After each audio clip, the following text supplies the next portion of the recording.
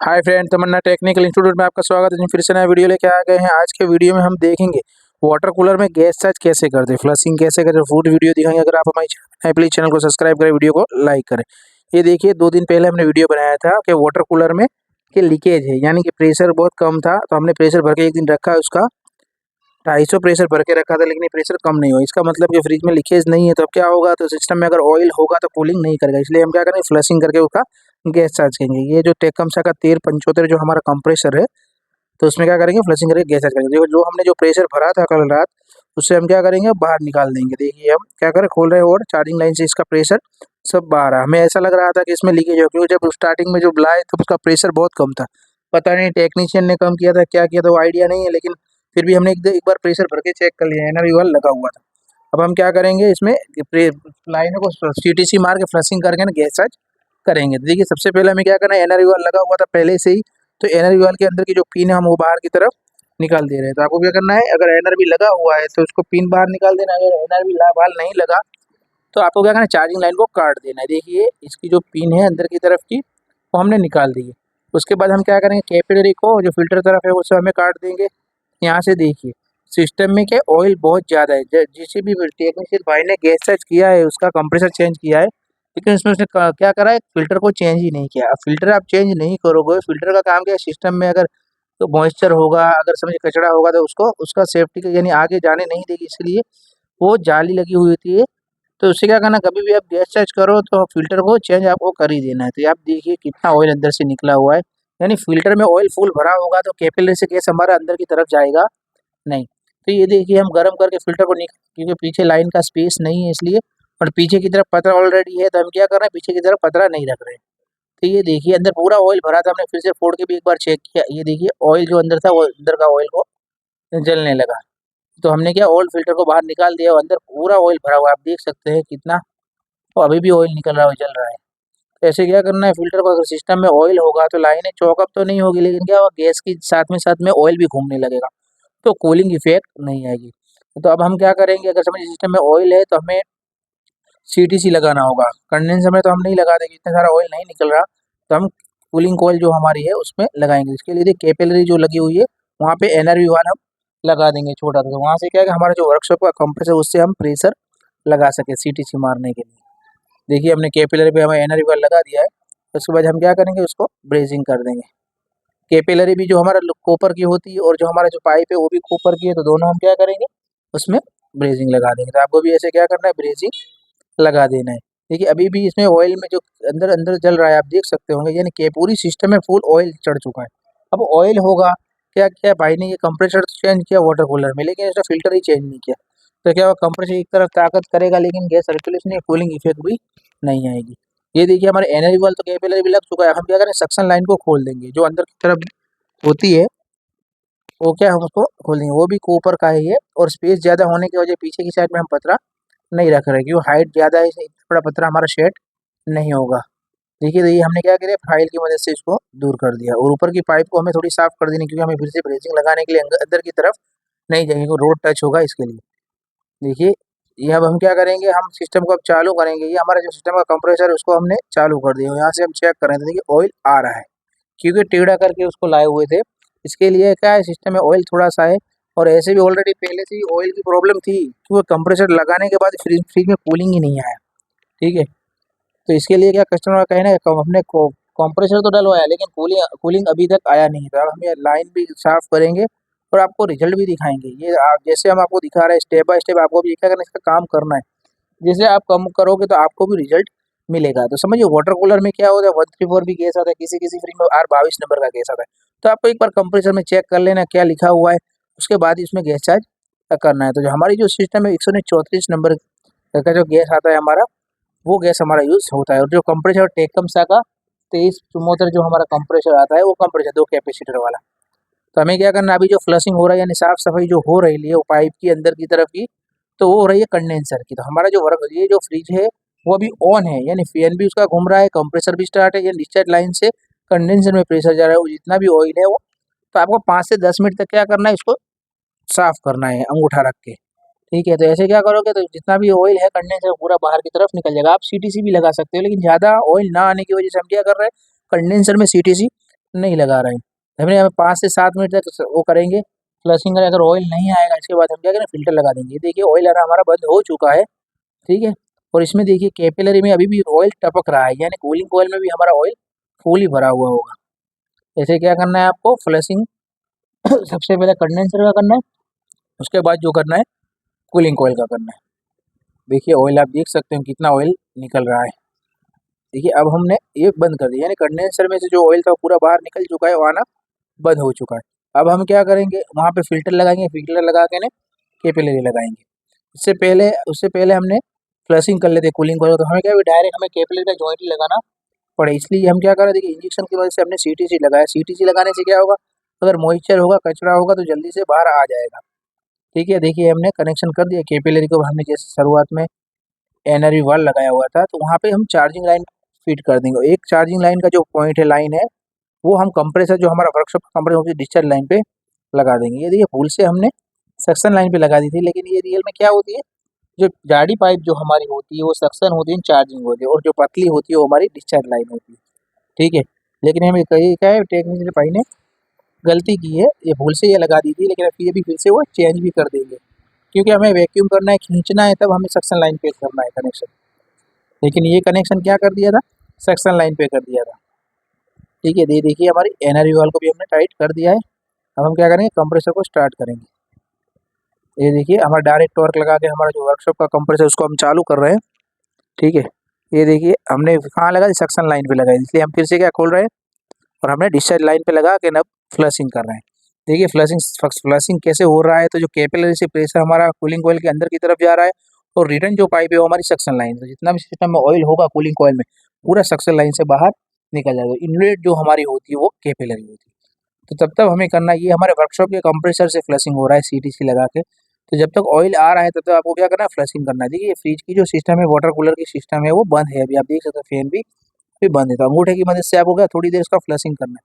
जब तक ऑयल निकल रहा है तब आपको कम्प्लीटली इसका फ्लशिंग करना है, उसके बाद ही इसका जॉइंट लगाना है। तो इससे क्या होगा, अगर वो कूलिंग कॉइल में ऑयल होगा तो फिर से ठंडक नहीं आएगी, इसलिए इस बातों का भी आपको ध्यान रखना। अगर नाइट्रोजन का आप यूज़ करते हो तो भी बेस्ट है, नाइट्रोजन से भी आप फ्लशिंग कर सकते हो, तो आपको रिजल्ट प्रॉपर्ली मिलेगा। लेकिन ज़्यादातर क्या होता है, नाइट्रोजन डेंजर होने की वजह से कितनी बार पाइप भी प्रॉब्लम आती है और लीकेज की भी प्रॉब्लम आती है, इसलिए छोटी सिस्टम में क्या कर रहे हैं, कंप्रेसर से प्रेशर लगा के उसको फ्लशिंग करें। अगर एसी है तो आपको क्या करना है, नाइट्रोजन की बोतल से ही फ्लश करना है। ये देखिए अंगूठा रख के हम फ्लशिंग कर रहे हैं, आप देख सकेंगे ऑयल कितना निकल रहा है। अब ऑयल ऑयल होगा सिस्टम में तो गैस कुछ वर्क ही नहीं कर पाएगा, इसलिए क्या करना है, कभी भी फ्लशिंग करो, कंप्रेसर बदलो, कंडेंसर बदलो, किसी भी प्रकार की चीज़ बदलो, लेकिन साथ में उसका फ़िल्टर ज़रूर बदलिए। अगर फ़िल्टर आप नहीं बदलोगे तो वहाँ से कैपिलरी का गेज छोटा होने की वजह से कंप्रेसर ताकत करेगा, लेकिन प्रेशर अगर आगे नहीं जा पाएगा, इससे क्या होगा, कंप्रेसर में से ऑयल बाहर निकलना चालू हो जाएगा।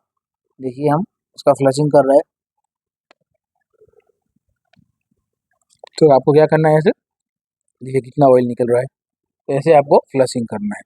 अभी तक हमने जितने भी वीडियो बनाए आपको सब रिजल्ट के साथ दिखाया हुआ है, तो आप कभी भी काम करो तो जीरो से लेके पूरा वीडियो देखो, तो इससे क्या होगा, इसलिए मैं आगे बड़े बड़े वीडियो बना रहा हूँ, क्योंकि आप देखोगे तो आपको पता चल जाएगा हम कौन सी सिस्टम से काम कर रहे हो, रिजल्ट कैसे ला रहे हैं। अगर शॉर्ट वीडियो बनाऊंगा आपको तो छोटे वीडियो बनाऊंगा तो आपको भी आइडिया नहीं आएगा, लेकिन हम कैसे काम करते हैं पूरी सिस्टम में आपको कस्टमर के घर पे जाके भी बताता हूँ, वर्कशॉप पे भी अगर हमारा फ्री जाता है तो मैं रेगुलर आपको बताता हूँ।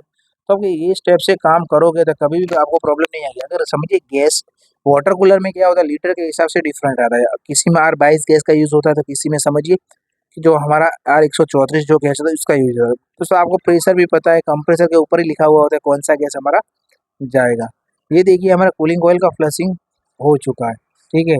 तब हम क्या करेंगे, वहाँ पे से तो हमने एनर्जी वाल लगा तो वहाँ से कैपिलरी को काट देंगे, यानी एनर्जी वाल को अलग कर देंगे, क्योंकि हमें वो फिल्टर पे कनेक्शन देना है। देखिए हमारा वर्कशॉप का जो कंप्रेसर उसको अब हम साइड में रख देंगे, क्योंकि हमारा फ्लशिंग हो जो पहले हमने कंडेंसर का फ्लशिंग किया हमारी सिस्टम से, वर्कशॉप की कहने का मतलब फ्रिज की सिस्टम से, और दूसरा जो फ्लशिंग हमने कूलिंग ऑयल का किया वो हमारे सीटीसी की मदद से हमारे वर्कशॉप के कंप्रेसर से डिस्चार्ज लाइन पे लगा के ने फ्लशिंग किया। अब हम कैपिलरी को साफ करेंगे, और क्योंकि हमें कंडेंसर के आउटलेट पे फिल्टर लगाना है, फिल्टर के बाद हमें कैपिलरी लगानी है।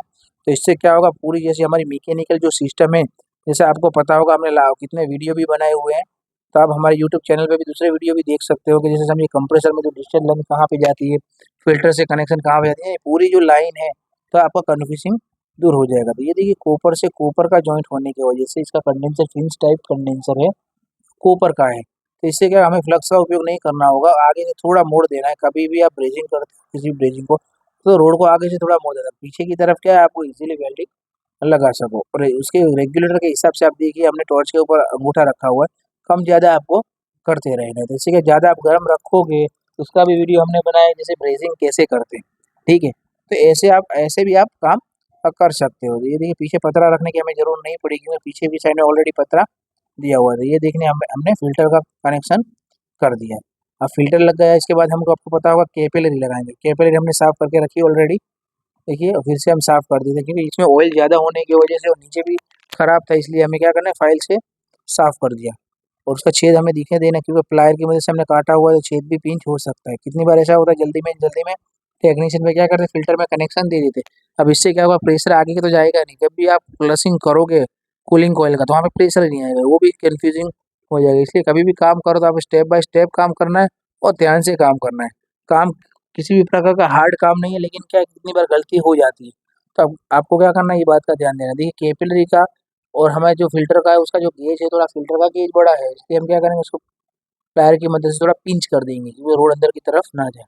अभी देखिए पीछे की साइड में पतरा रखा हुआ है, गरम करके रोड को थोड़ा आगे से मोड़ देंगे और उसका जो ब्रेजिंग है, ब्रेजिंग लगा देंगे। तो आप भी क्या कर सकते हो, ऐसे ब्रेजिंग कर सकते हो। बहुत इजीली काम है। आप जैसे हम जैसे समझा रहे, बच्चा भी समझ जाएगा, वो स्टाइल से समझा रहे हैं। स्टेप बाय स्टेप हम जैसा करें, आपको ऐसा काम करना है सेफ्टी के साथ। तो आप किसी भी फ्रिज का रिपेयरिंग करोगे, VC cooler, water cooler, deep fridge जैसे, तो आप इजीली वेल्डिंग भी कर, ब्रेजिंग कर सकते हो, रिपेयरिंग भी कर सकते हो, कूलिंग कॉइल की किसी भी प्रकार का जो काम है, मैकेनिकल हो या इलेक्ट्रिक हो, सब काम आप कर सकते हो। वो हिसाब से हम क्या रहे, शांति से समझा रहे हो। वीडियो भी बड़ा बना रहे हैं, इसका रीजन यही है कि ज़्यादातर क्या अगर कितने ऐसा करते हैं कि छोटा वीडियो बना के पूरा सिस्टम को काट देते हैं, लेकिन हम क्या करते हैं, स्टेप बाय स्टेप आपको दिखा रहे हैं। जैसे हम लाइव काम कर रहे हैं, ऐसे आपको वीडियो बना के दिखा रहे हैं। देखिए ये हमारा फिल्टर भी लग चुका है। अब हम क्या करेंगे, वाटर कूलर के सिस्टम को चालू किया है और वहाँ से हम फ्लशिंग करेंगे। फ्लशिंग हम तो ऑलरेडी किया है, लेकिन क्या पाइप हम अगर समझिए ऑयल रह चुका है, किसी प्रकार का प्रेशर आ रहा है कि नहीं आ रहा, वो भी हमें अंदाजा लग सकता है। अगर हम डायरेक्ट लगा देंगे, तो अगर समझिए रोड अंदर अंदर की तरफ निकल चुका होगा केपीएल की तरफ, तो क्या हमारा लाइन ब्लॉक होगी और हम फिर से गैस चार्ज करना पड़ेगा और हमें हैरान भी होना पड़ेगा। इसके लिए एक बार आपको फ्लशिंग कर चेक कर लेना है प्रेशर, यानी प्रेशर हमारा ऑलरेडी कम्प्लीटली आ रहा है, यानी कंप्रेसर भी हमारा कंप्लीट है। ये देखिए ऑयल तो, क्योंकि हमने ऑयल पहले से ही फ्लशिंग कर दिया था, इन ऑयल बहुत ही कम हो गया, सीटीसी फ्लशिंग किया हुआ है इसका। नॉर्मल आपको एक दो बार प्रेशर दबा के चेक कर लेना, उसके बाद सक्शन लाइन का जॉइंट आपको लगा देना है। सक्शन लाइन का जॉइंट लग जाएगा, यानी सारा जितना भी ब्रेजिंग करने की लाइन है, सब काम आपका कंप्लीट हो जाएगा। फिर आपको वैक्यूम करके गैस ही डालना होता है। तो ये देखिए हमारी सक्शन लाइन का जॉइंट जो है, अब हम क्या करेंगे, सक्शन लाइन के जॉइंट को लगा देंगे। अब नीचे की भी तरफ देखो कितना ऑयल निकला हुआ है ना, तो सिस्टम में ऑयल होगा तो क्या होगा, कूलिंग हमारा नहीं करेगा। जैसे अब सिंगल डोर के फ्रिज में आपने देखा होगा, कूलिंग कॉइल में आधा बर्फ हो रहा है, आधे में वो क्लीन कूलिंग कॉइल दिख रही है, यानी क्लीन है। तो इसका मतलब ये है कि अगर कूलिंग कॉइल में ऑयल होगा, तो जहाँ ऑयल नहीं होगा लाइनों में, वहाँ पे बर्फ आपको दिखाएगी, आइस दिखाएगी। लेकिन दूसरी फ्रिजों में, दूसरी लाइनों में क्या है, वो कम दिखाएगा, या दिखाएगा ही नहीं, बर्फ नॉर्मल ठंडक दिखाएगा। इसका मतलब होता है तुम्हारी लाइन जो कूलिंग कॉइल है, वो चौक हो चुकी है, ऑयल पूरा भर चुका है, यानी ऑयल से सीटीसी की मदद से या अपने कंप्रेसर की मदद से आपको लाइनें साफ करनी होगी। ठीक है, ये देखिए कॉपर से कॉपर का जॉइंट होने की वजह से हम क्या करें, फ्लक्स का उपयोग नहीं करें। ये जो हमारी जो वाटर कूलर होते हैं, ज़्यादातर जो मैकेनिकल पार्ट्स होते हैं, सब सारे कॉपर के ही होते हैं। ठीक है, तो इससे क्या है, कहने का मतलब आपको ब्रेजिंग का भी इजीली लगेगा और लीकेज की भी प्रॉब्लम है नहीं आएगी, क्योंकि पानी में ज़्यादा रहने की वजह से लीकेज की प्रॉब्लम होगी। अगर लोहा होगा तो जंक जल्दी लग जाएगा, लेकिन कॉपर एक ऐसी चीज़ है कि जल्दी उसमें जंक नहीं लगता। ये देखिए हमारा ब्रेजिंग कम्प्लीटली लग चुका है। तो आपको भी क्या करना है, ऐसे ब्रेजिंग लगा देना है। अब हम क्या करेंगे, पिन अंदर लगा के ना हम इसको क्या करेंगे, वैक्यूम करेंगे। क्योंकि पिन हमें जब हमने प्रेशर को ड्रॉप किया था, निकाला था बाहर की तरफ, तो हमने पिन भी निकाल ली थी। देखिए हम क्या करें, उसकी कैप की मदद से अंदर की तरफ उसको लगा रहे हैं। उसके बाद हम हमारा जो गेज है, गेज के हिसाब से दो चार्जिंग लाइन लेंगे और हमारे वर्कशॉप के कंप्रेसर से इसको क्या करें, वैक्यूम करेंगे। अगर आपके पास समझिए कि वैक्यूम पंप है, तो आपको प्रॉपर्ली वैक्यूम पंप से ही करना है, लेकिन हमारे पास वैक्यूम पंप खराब हो चुका है, इसलिए कि हम कंप्रेसर से वैक्यूम कर रहे हैं। अब कंप्रेसर से वैक्यूम कैसे करें, तो आपको बता दूं कि उसमें तीन लाइनें जो होती है, एक होती है डिस्चार्ज लाइन जिसका काम है फेंकना, एक होती है सक्शन, एक होती है चार्जिंग। चार्जिंग का भी काम खींचना है और सक्शन का लाइन का भी काम खींचना है। अब वैक्यूम करना हो जब भी तो आपको एक लाइन को क्या करना, बंद करना होगा, क्योंकि वैक्यूम वो ऐसी सिस्टम है कि वाटर कूलर में जितनी भी ज़्यादा एयर होगी वो हमारा कंप्रेसर या वैक्यूम वो खींच लेगा। ठीक है, अगर लाइन एक ही कंप्रेसर की खुली रखेंगे तो क्या वहाँ से भी प्रेशर खींचने लगेगा, तो हमारा वैक्यूम प्रॉपर नहीं होगा, वैक्यूम टूट जाएगा। इसलिए हमें एक क्या करना है, एक लाइन पे कैप लगा दें। आप देख सकते हैं वर्कशॉप के कंप्रेसर कैप लगी हुई है एक तरफ, और एक दो दो जो जॉइंट है, ये डिस्चार्ज है और एक सक्शन है, वो दोनों खुले हैं।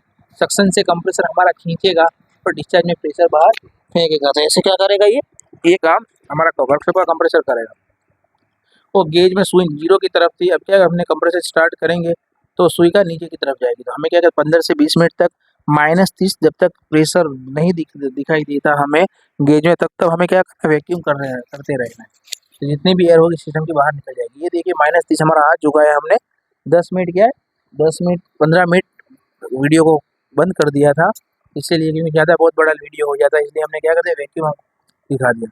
वैक्यूम देखिए, जो हमारा जो गैस था वो R134 गैस है। कभी भी गैस चार्ज करने जाते तो आपको एक बार कंप्रेसर चेक कर लें। लेकिन ये क्या टेकमसा कंपनी, और टेकमसा कंपनी का कंप्रेसर मुझे पता है कौन सा कंप्रेसर, इसमें स्टिकर लगा हुआ नहीं था, तो गैस मुझे पता था 134 की गैस है। तो ये हमारा वैक्यूम हो चुका है।